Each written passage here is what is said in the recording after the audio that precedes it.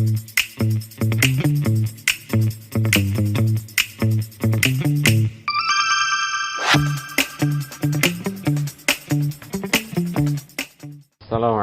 warahmatullahi wabarakatuh.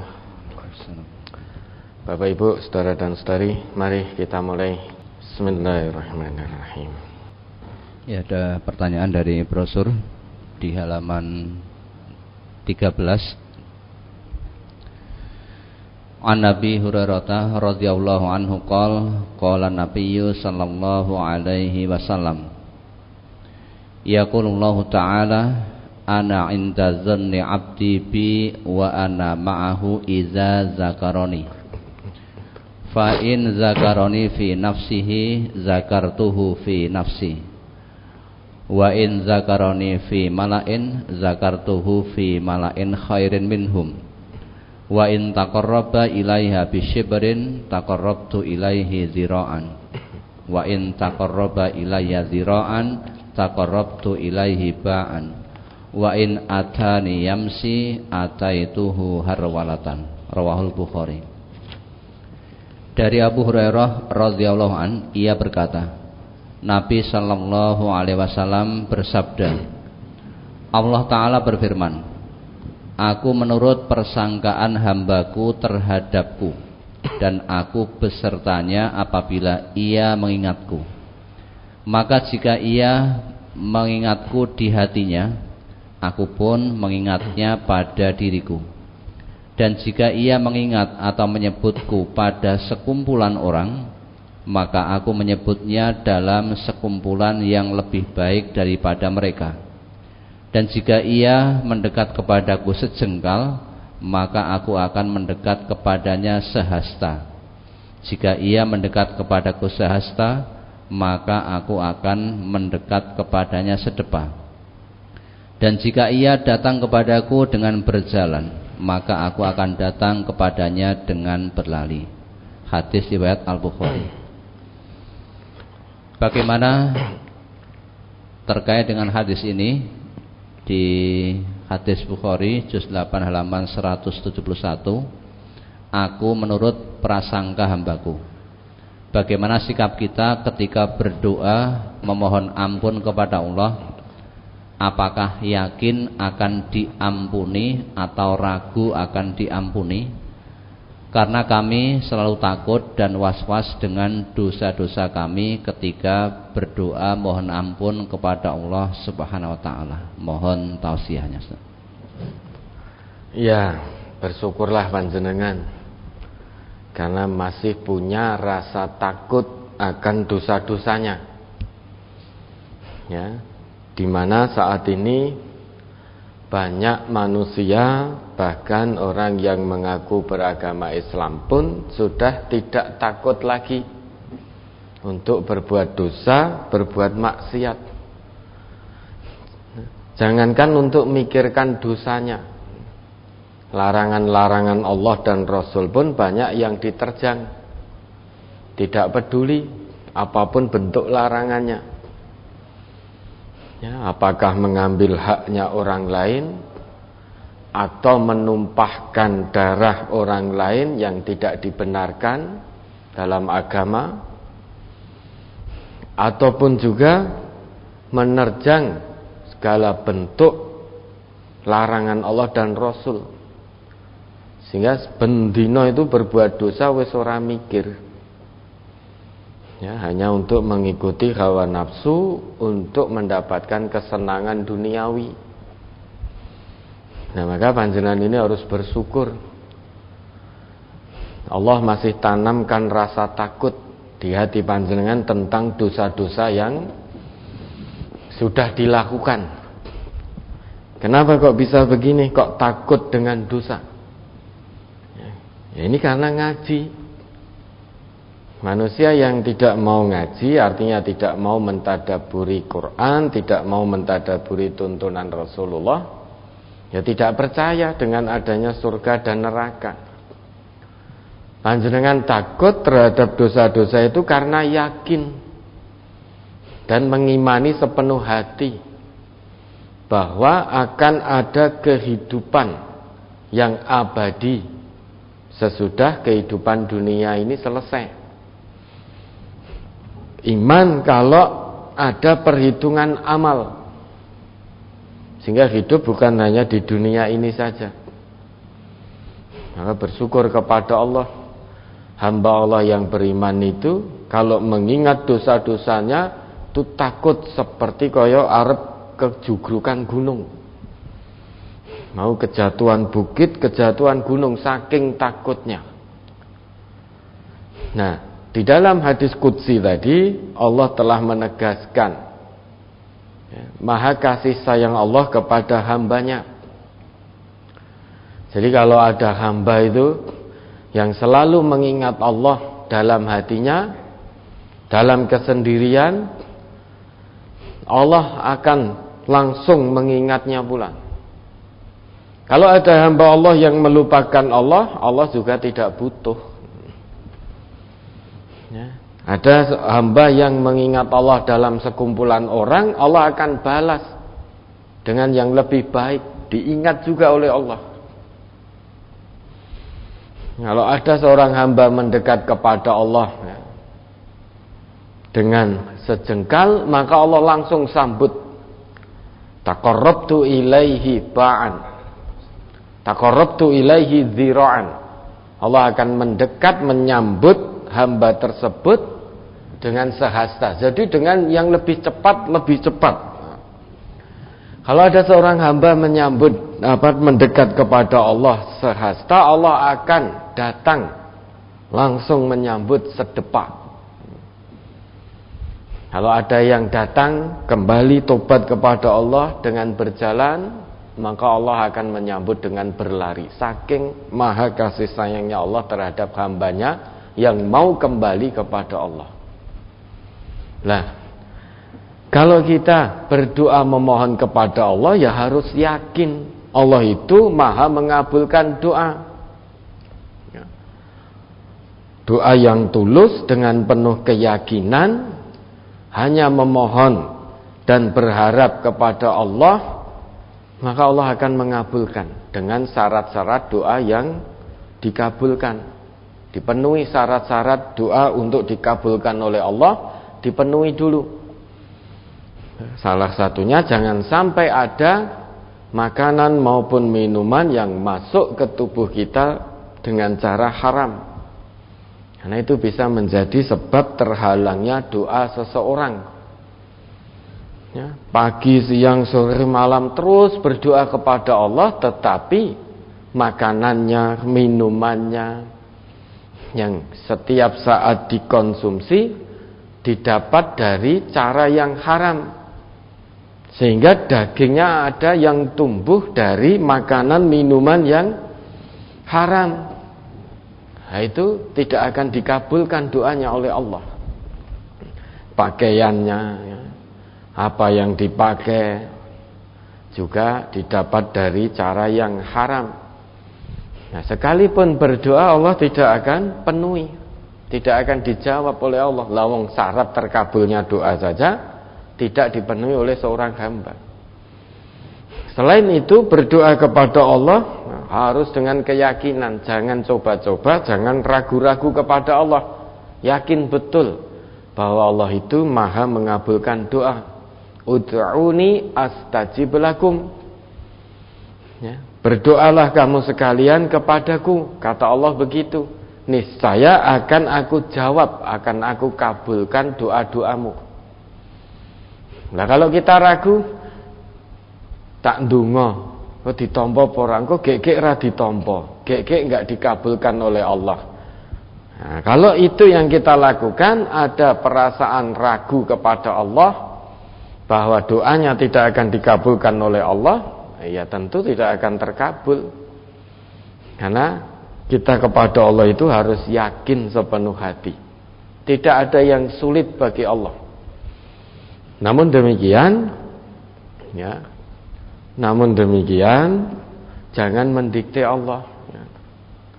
Ya. Mohon ampun kepada Allah. Allah maha mengetahui kewajiban kita sebagai seorang mukmin itu memohon, berdoa, bergantung hanya kepada Allah. As-Somad itu hanya Allah. tempat bergantung kita itu hanya Allah, jangan kepada yang lain-lain. Kalau kita hanya bergantung kepada Allah, Allah tidak akan pernah mengecewakan hambanya yang beriman kepadanya. Beda kalau kita bergantung dengan manusia, ya. Kebanyakan kita akan kecewa kalau bergantung berharap kepada manusia. Sekali, dua kali kita berharap kepada manusia dengan meninggalkan Allah, bisa puluhan kali kita kecewa kepada manusia. Karena manusia itu tidak akan bisa memberikan apapun, lebih-lebih kemuliaan dunia akhirat. Manusia tidak bisa. Yang bisa memberikan kemuliaan dunia akhirat itu hanya Allah. Coba diingat kembali itu Quran surat Fatir ayat 10. Man kana yuridul izzah falillahil izzatu jami'ah.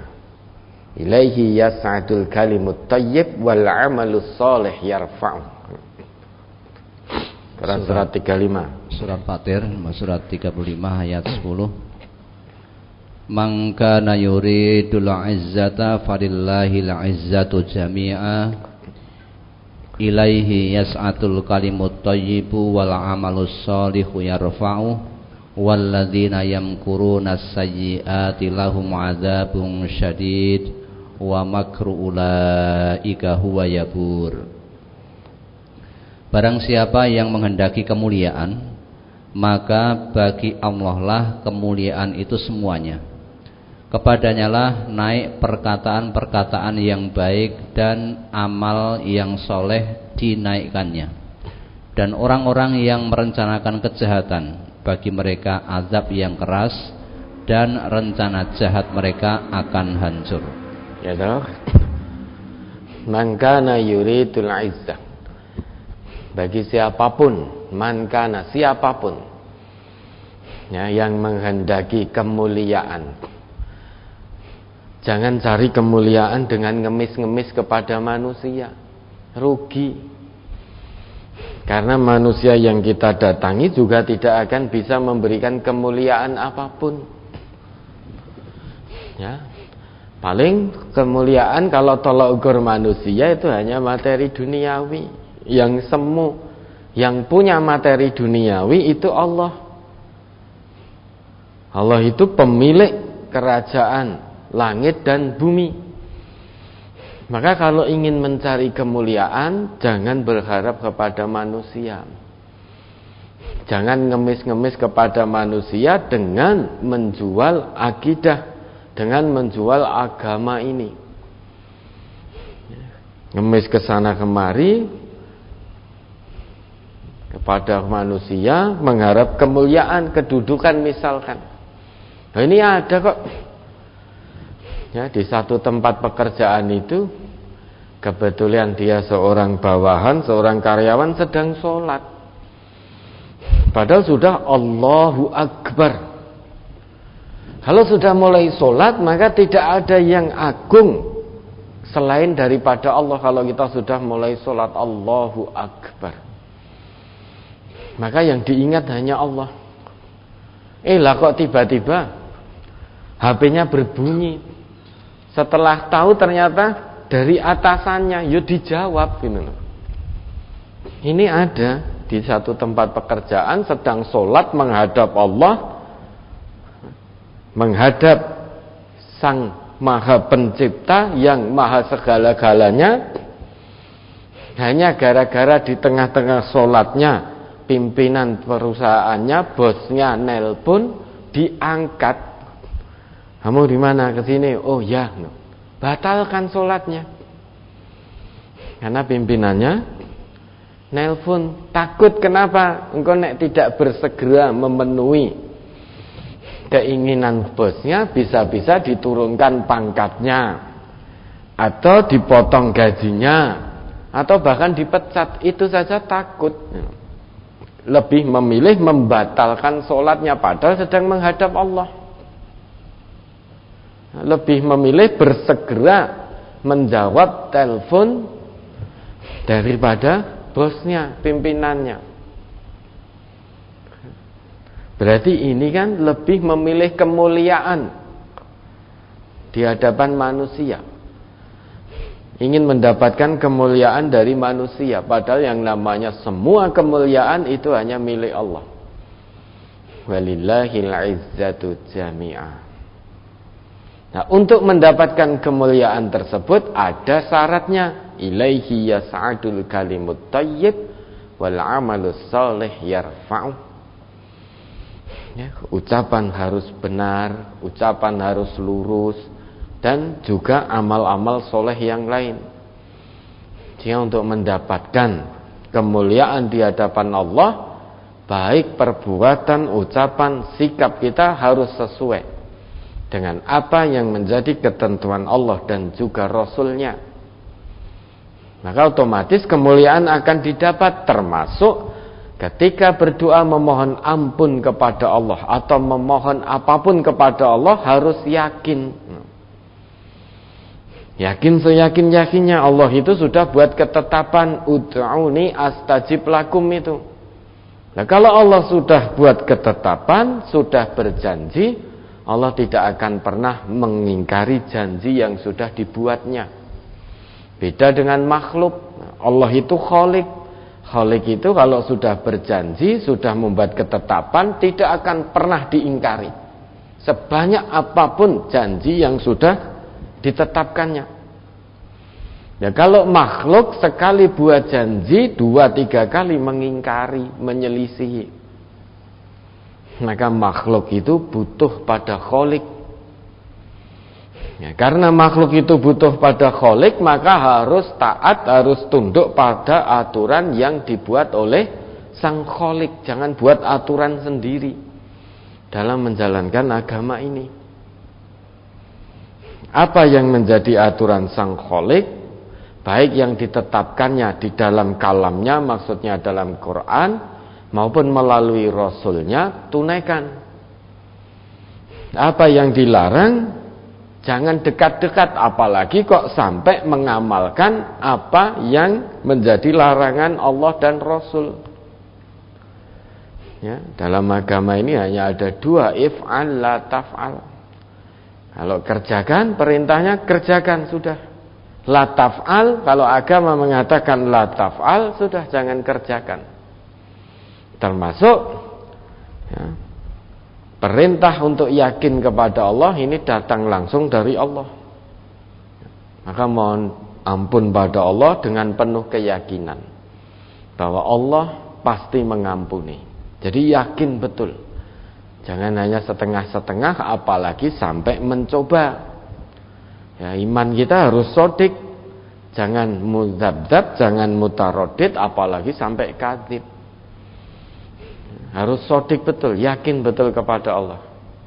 Nah, iman, yakin kepada Allah yang gaib, meski tidak kasat mata ini, tidak bisa kita lihat. Yakin pada yang gaib yang diberitakan di dalam Quran, di dalam sunnah, itu namanya iman. Maka perlu keyakinan dalam hati.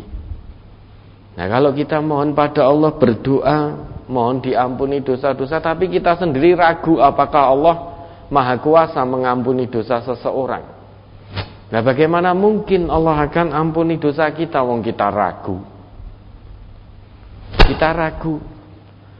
Nah, untuk diampuni maka harus yakin. Bahkan Allah memberi kabar gembira itu pada hambanya yang bergelimang dosa itu, jangan putus asa dari rahmat Allah itu. Itu kabar gembira dari Allah. Az-Zumar 53 yang terus dijelas-jelaskan. Qul ya ibadiyalladzina asrafu ala anfusihim la taqnatu mir rahmatillah. Innallaha yaghfiruz dzunuba jami'a innahu huwal ghafurur rahim.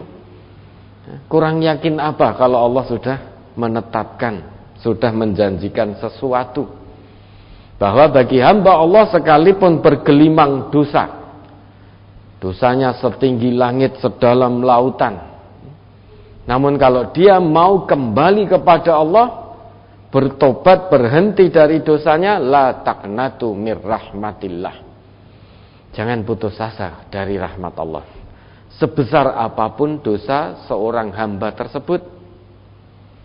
Ya, kenapa kok kita diminta oleh Allah jangan pernah putus asa dari rahmat Allah meskipun dosa kita sebanyak buih di lautan?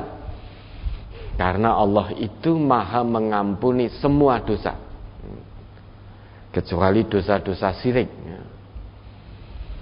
dosa menyekutukan Allah. Maka jangan pernah putus asa. Innahu huwal ghafurur rahim. Karena sesungguhnya Allah itu maha pengampun, maha penyayang. Maka yakin kepada Allah, mohon ampun. Insya Allah Allah akan mengabulkan doa-doa panjenengan selama syarat terkabulnya doa dipenuhi. Ya, ada lagi.